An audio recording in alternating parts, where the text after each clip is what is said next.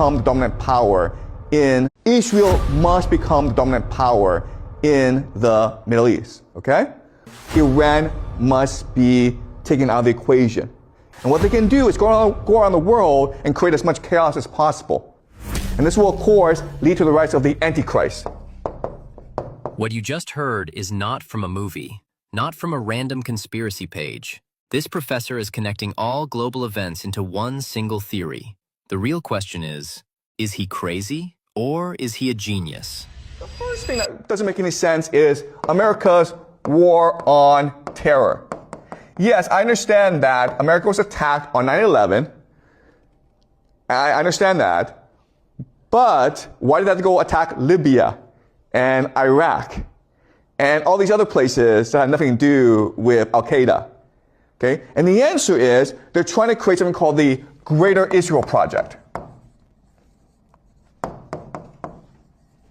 They're trying to have Israel become Pax Judaica, the grand power in the Middle East, because that's important in all secret societies.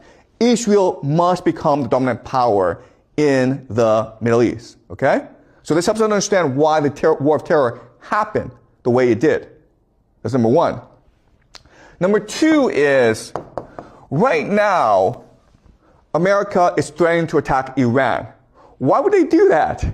Because in order for Pax Judaica to come into being, Iran must be taken out of the equation. Iran must be destroyed. Then, if that were to happen, there would be no challenge to the power of Pax Judaica, okay? Does that make sense?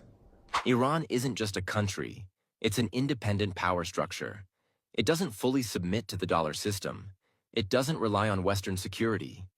And in any global order, independent actors are always the first targets.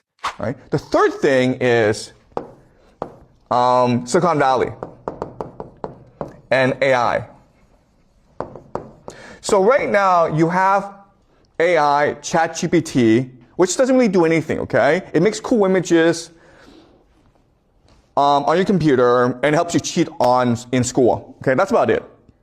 But at the same time, all around the world, everyone's spending billions, trillions of dollars on data centers, right? So everyone's putting money into AI. But then you're like, well, how can you make money off that? Let's be honest. AI doesn't make trillions because it writes essays. It makes trillions through data.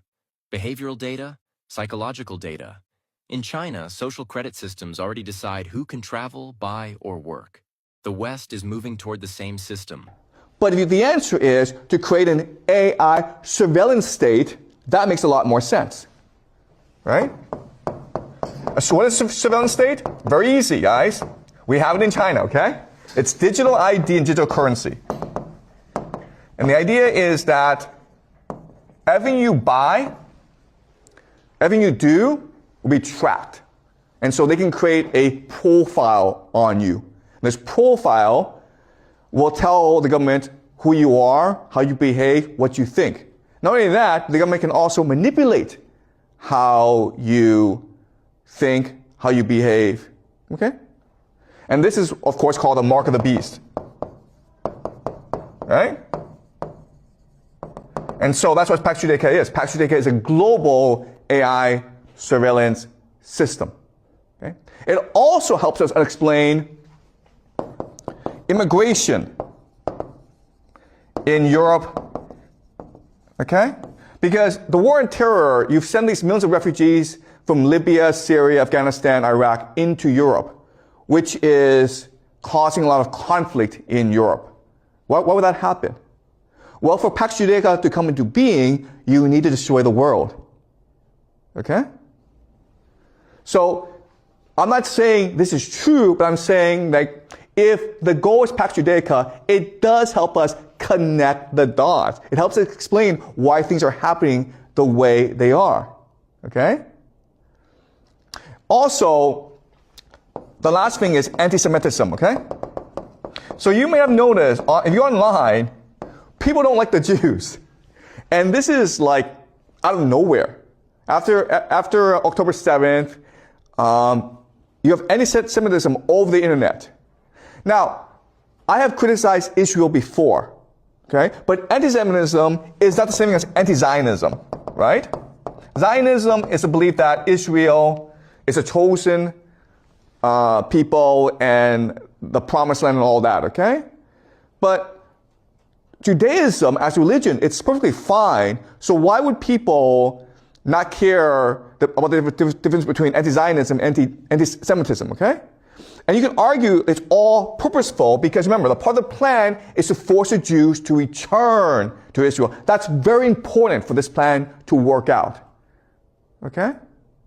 It's key. That's why you are seeing so much anti-Semitism around the world today. Okay? And the last thing, of course, and this is something we'll discuss, is something called the red heifers.